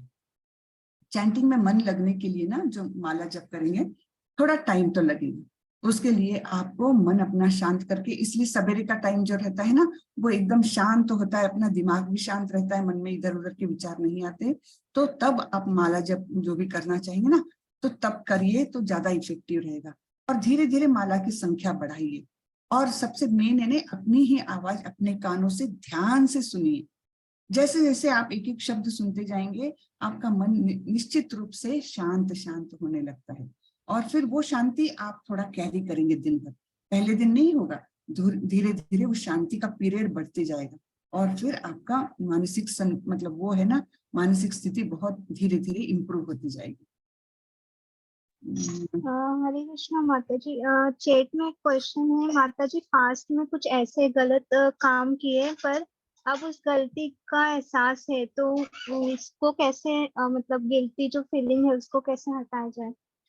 जी हाँ, बारे में कुछ नहीं। गिल्टी फीलिंग के लिए भी ये माला जब बहुत काम आती है। हमारे मन में गिल्ट रहता है, कुछ तो भी गलतियां की हैं हमने, कुछ पाप भी किए हैं, तो क्या है, अब पीछे जाकर तो हम उसको सुधार नहीं सकते, लेकिन अगर हम माला जप करेंगे तो ऐसा कहा जाता है कि जो शुद्ध माला जप करता है ना, भगवान उसके पाप के फल को क्षीण करता है ना, कम कम करते जाते, कम कम होते जाता है उसका पाप का फल जो है। जैसे मतलब वो आगे पूछ भी रही है कि क्या हमको भगवान माफ करेंगे जो मतलब गलती जरूर है, करेंगे। उसका पश्चाताप कैसे करें? हाँ। तो देखो, एक सिर्फ पश्चाताप करके नहीं होता है, भक्ति में जाइए आप, भक्ति में जाएंगे तो अपने आप वो पाप के फल जो है वो भगवान क्षीण करते हैं। कैसे? तो जैसे मैंने कोई बड़ा भारी पाप किया है पिछले जन्म का, मुझे तो मालूम नहीं है, और उसका फल मुझे प्राप्त होना है इस जन्म में एक एक्सीडेंट के तौर पर, हाँ, कि उस पाप का ये फल है, ठीक है, ऐसा मिलना है मुझे। लेकिन बीच में क्या हो गया, मैंने इस्कॉन ज्वाइन कर लिया, मुझे अच्छे गुरु मिल गए और मैंने भक्ति में प्रवेश कर लिया, माला जप करने लग गई, तो धीरे धीरे क्या होता है, वो पाप का फल जो मुझे मिलना था ना, वो छोटा छोटा होते गया। कैसे छोटा होते गया? मेरा एक्सीडेंट जो होना था वो ऐसा होना था कि मेरा पैर पूरा कट जाना था, ये उसका फल था मुझे मिलना। लेकिन मैंने बीच में ही भक्ति में आ गई मैं, और बहुत सिंसियरिटी से मैं भक्ति में आ गई, तो भगवान क्या करेंगे, मेरा उसी समय एक्सीडेंट तो होगा, लेकिन कितना होगा, मुझे खरोच आ जाएगी और मैं छूट जाऊंगी। तो इस प्रकार से होता है, ये उसका इफेक्ट है माला का, भक्ति का, ठीक है ना। तो हाँ, पाप कर्म हमने पीछे किए हुए, हम उसको सुधार नहीं सकते, लेकिन उसका फल जो है उसे क्षीण जरूर कर सकते हैं, ठीक है। तो वो गिल्ट फीलिंग भी धीरे धीरे निकल जाएगी। पीछे का हमारे हाथ में कुछ भी नहीं है, आगे का है, आगे का सोच करके हमने भक्ति में काम करना चाहिए, ठीक है। चलिए अब बंद करें। सभी के हो गए माता जी, प्रश्न हो गए? जी माता जी। चलिए फिर आज के लिए अभी यहीं खत्म करते हैं, कल फिर मिलेंगे और प्रश्न लेंगे। हरे कृष्ण। वाचा कल्पतरुभ्यस्य कृपा सिंधुभ्यैव च पतितानां पावनेभ्यो वैष्णवेभ्यो नमो नमः। अनंत कोटि वैष्णव वृंद की जय, श्रीला प्रभुपाद की जय। हरे कृष्ण सभी को।